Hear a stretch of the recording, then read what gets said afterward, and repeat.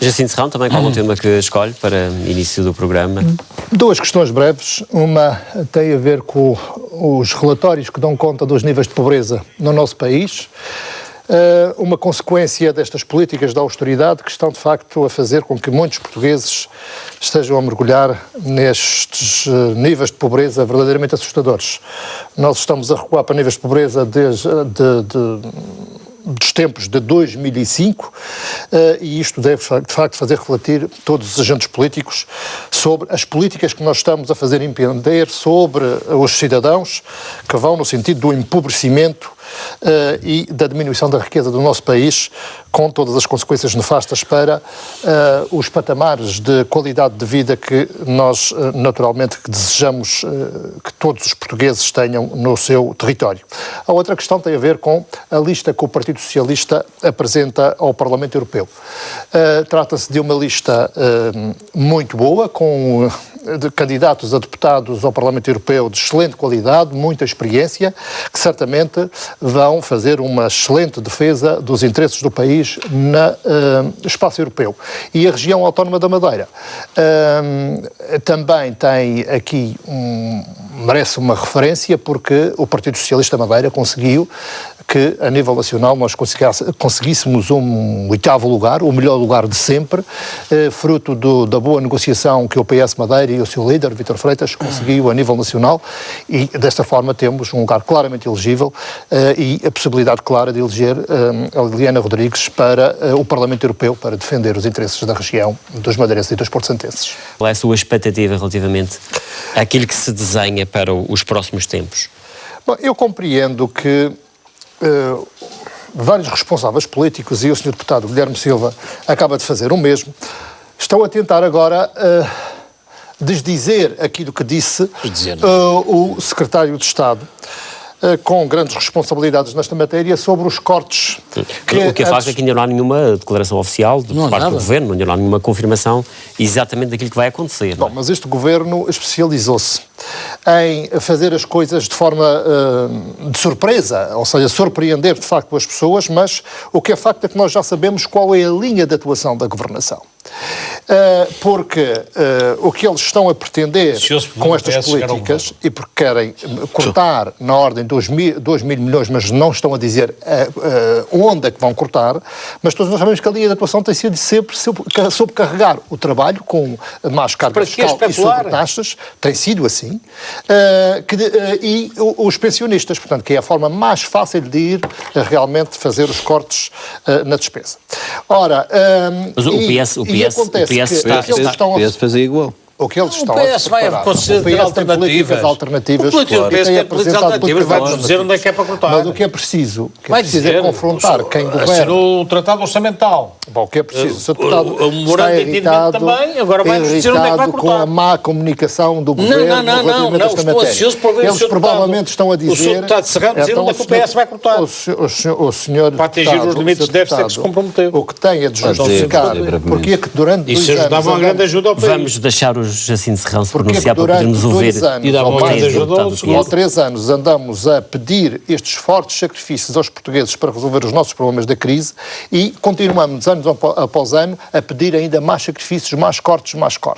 E os cortes incidem sempre sobre os mesmos. Tem sido esta linha tem sido isto é um facto. E contra factos não é argumento. Factos concretos. É porque a política de austeridade do Governo e desta maioria não tem a ver com as condições circunstanciais da crise, mas tem a ver, de facto, com uma ideia ideológica. E a gente compreende. Que o Sr. Deputado especula, não.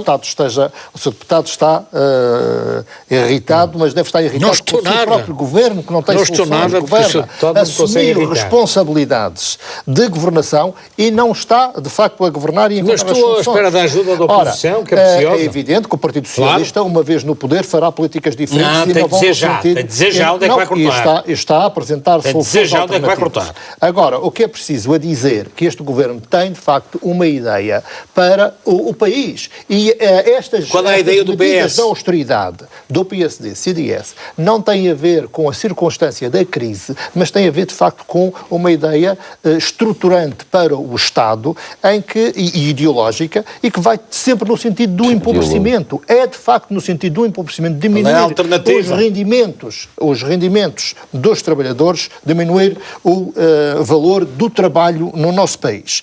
E tudo indica que os descortes de 2 mil milhões que o Estado vai ser chamado outra vez a fazer vão nesse sentido. Tudo indica que não deve ser. Isto foi dito pelo secretário de Estado com responsabilidades disso, exatamente disso, tanto que até os ministros e os senhores deputados do PSD, nomeadamente do PSD, ouviu-se o Estado a dizer isso. Sr. Deputado, ouviu-se o Estado a dizer isso? Bom, têm vindo, porque é que os ministros vêm dizer que, de facto, o Sr. Secretário de Estado precipitou-se, está a introduzir ruído na comunicação, há um erro, o Ministro Paulo Portas diz que houve um erro de comunicação e um erro do Sr. Secretário de Estado em transmitir isso. Ora, porque não tem nada a dizer o que é que tem a esconder aos portugueses. Esta política de ocultação é que está completamente errada aos olhos de uma democracia adulta. Nós precisamos a ser transparentes em vez de estar em março o orçamento de 2015. Onde é que vão cortar? Tem de ser transparentes. Realmente vão pedir mais sacrifícios. Jacinto, para concluirmos esta parte relativamente à sua questão. Mas eu tenho de explicar as coisas sem estar a ser constantemente perturbado, senão eu não estou de facto a conseguir passar uma mensagem. Qual é a proposta de cortes do PS? O Sr. Deputado Guilherme Silva. Mas há uma questão que eu queria fazer, Jacinto Serrão, se me permite, que é a seguinte. Confrontado, nem quer que o seu governo seja confrontado. Mas isso o Jacinto Serrão já fez. Não, eu quero alternativa. Dr. Guilherme Silva, vamos deixar que o Dr. Jacinto Serrão também consiga explanar as suas ideias. Consegue dizer-se e contradizer-se na sua intervenção, dizendo que, de facto, o caminho está a ser positivo desta governação, mas depois ele próprio aponta uma série de críticas no que diz respeito à reforma do Estado. Mas eu sou sério. Eu sou sério. Onde é que está... Sério não é o seu governo, sério não está a ser o governo, quando, de facto, promete uma reforma do Estado, promete cortar nas gorduras do Estado, promete rever uma série de setores da administração pública para cortar na despesa, e até agora não fizeram, de facto, essa reforma, que é a parte mais difícil de fazer. É a parte mais fácil de governar. A parte mais fácil para buscar receita é o bolso dos trabalhadores carregando. Mas qual é a proposta do PS para atingirmos o déficit do 1,5%? Dr. Guilherme Silva, vou pedir que o Sr. Deputado tenha a bondade de assistir às propostas que o Partido Socialista tem apresentado, várias propostas, e que a maioria tem rejeitado, porque quer governar em função da sua marca ideológica, que é exatamente no sentido do empobrecimento e sobrecarregar as pessoas com impostos. Nós temos apresentado várias propostas para sair da situação da crise e resolver os problemas do país e da crise sem entrar Jacinto Serrão, permita-me que coloque uma questão, subcarregar as pessoas com impostos e cortando Jacinto Serrão, há uma questão que lhe gostava, dos pensionistas. se me permite, Jacinto Serrão, há uma questão que lhe gostava de colocar, que é o seguinte: há obrigações que o país tem. Para este ano, o ano passado o déficit pedir até aos 5,5, este ano tem que ir até aos 4, para o ano até aos 12,5. Obviamente, para chegarmos a esses objetivos é preciso proceder a cortes. Para o ano são os tais cerca de 2 mil milhões. Pergunto qual é a solução que o Partido Socialista tem para se atingir esses objetivos. Muito bem, o Partido Socialista já apresentou, é evidente que isto passa por uma negociação a nível dos nossos parceiros internacionais. Nós temos apresentado várias, mas isso, a reavaliação, a reestruturação, que já falamos tantas vezes da dívida, isso é preciso reequacionar, de facto, um conjunto de exigências que estão no memorando da Troika e que não estão a dar resultado fruto das políticas, para podermos aligeirar os sacrifícios sobre as pessoas, sobre os trabalhadores e animar a nossa economia para podermos ter mais receita e ter mais trabalho. O Governo devia ter mais peso negocial junto de outras entidades. E o USS também. Bom, devia ter ou mais peso negocial ou mais vontade para negociar e não estarmos de forma ordeira a obedecer todos os ditames que vêm da Alemanha ou do Banco Central Europeu ou do Banco Vou pedir agora também a opinião do deputado Rui Barreto. O que nós precisamos é ter políticas próprias e convencer os nossos parceiros internacionais de que este é o caminho do empobrecimento, é um caminho que não dá resultados para animar a nossa economia e que nós precisamos de mudar políticas e deu para perceber as suas ideias, vamos ouvir também a opinião do deputado Rui Barreto.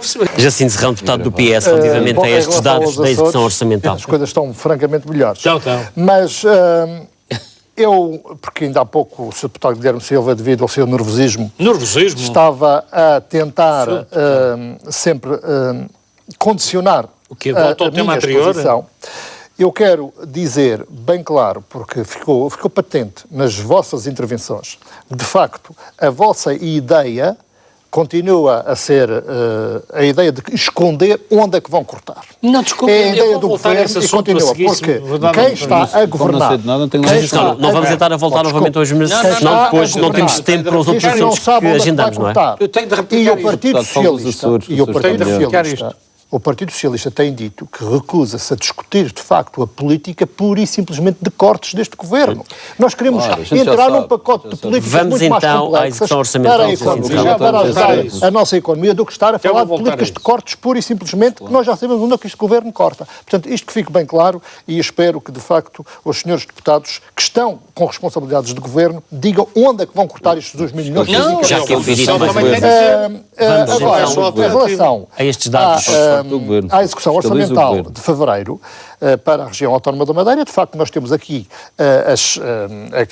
o saldo positivo, mas é fruto, já discutimos isso num programa anterior, de uma austeridade bastante excessiva, com um grande prejuízo para a educação, para a saúde, para o desemprego, que tem acontecido de forma galopante na região, a pobreza também a crescer a níveis assustadores, e é preciso também analisar que, de facto, estes resultados aparentemente bons estão a trazer um forte prejuízo social e económico que vai ter também reflexos por aí nunca mais põe conserta isto no país. Analisando exatamente a execução orçamental, o que nós precisamos é ver que, de facto, a despesa corrente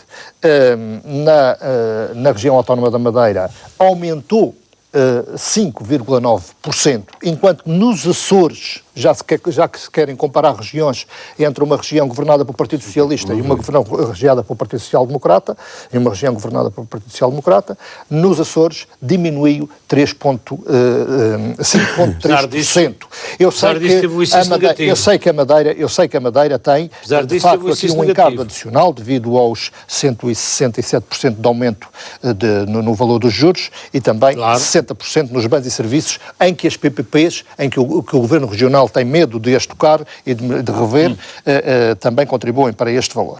Relativamente às receitas, nós tivemos de facto um saldo positivo na ordem dos 9,2%, mas com toda a carga fiscal, receita, na região autónoma da Madeira, mas com toda a carga fiscal que todos nós conhecemos. Enquanto que nos Açores houve também um saldo positivo idêntico, de 8 aumento, aliás, estou a ser um saldo positivo, um aumento de 8,4%, mas sem impostos, estou a dizer de receita, portanto, em relação às receitas. Receita fiscal.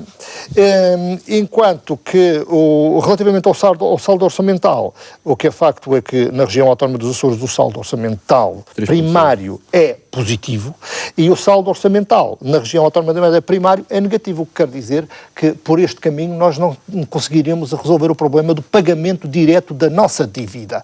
Ou seja, há aqui colocar outra vez o problema do redimensionamento, reestruturação, chamemos-lhe o que se quiser, da dívida da região. Por este caminho nós não estamos a arranjar soluções para pagar a dívida direta, porque o saldo primário é negativo. Vamos ouvir também a opinião de Romeu, a sua opinião relativamente a esta decisão do Tribunal Constitucional, que no fundo já vem em linha com aquilo que tinha sido já decidido em 2012, ou seja, que a região não pode ficar com esta sobretaxa do IRS, que é cobrada de 3,5%, também aqui na Madeira. Bom, absolutamente inaceitável. A nossa interpretação é que, de facto, a região deve ser dona das receitas geradas na região, e eu acho que essa interpretação do Tribunal Constitucional é errada à luz daquilo que está plasmado na Constituição e na lei. Mas, mais do que estarmos agora a referirmos sobre a decisão, o acórdão do Tribunal Constitucional, era importante referirmos àquilo que tem sido a atitude do Governo da República para com a região autónoma da Madeira, porque é muito fácil resolver este problema se houver vontade política por parte do Governo. Não, o Governo da República pode, realmente, na base desse entendimento que as receitas cobradas na região são receitas próprias da região, não levar isto para os cofres de Estado, porque a administração a responsabilidade é do Governo da República e não do Tribunal Constitucional, que gera o orçamento, e realmente fazer com que essas receitas revertam a favor, exatamente, mas com que as receitas revertam a favor da região autónoma da Madeira e não fiquem nos cofres do Estado. Portanto, trata-se aqui de uma decisão executiva do Governo da República, que está a ter esta interpretação, a nosso ver, também errada, quer por parte do Governo da República, quer por parte do Tribunal Constitucional, mas que, se houver vontade política para corrigir este problema ou esta injustiça que estão a fazer aos madeirenses e à região autónoma da Madeira, o Governo da República pode realmente encontrar soluções e transferir estas receitas que nos são devidas para os cofres da região, para podermos superar os nossos dizer problemas. Que não tem que fazê-lo. Basta haver vontade política do Governo da República. O PS votou aqui a favor, naturalmente, que defende também esta medida na Assembleia da República.